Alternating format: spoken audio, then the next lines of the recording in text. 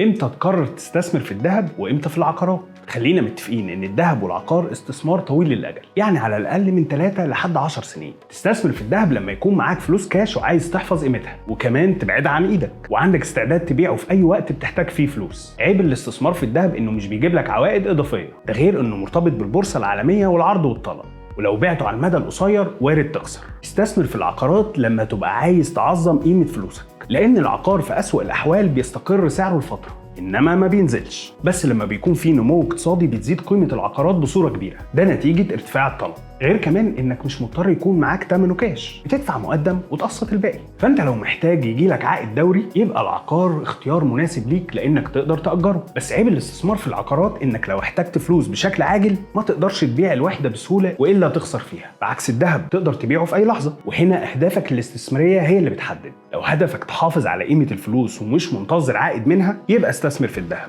بس لو هدفك تعظيم راس مالك ومحتاج يطلع لك عائد دوري هيكون العقار هو الحل الانسب بالنسبة لك. قولي في الكومنتس على هدفك وانا هرد عليك بالحل الافضل ليك.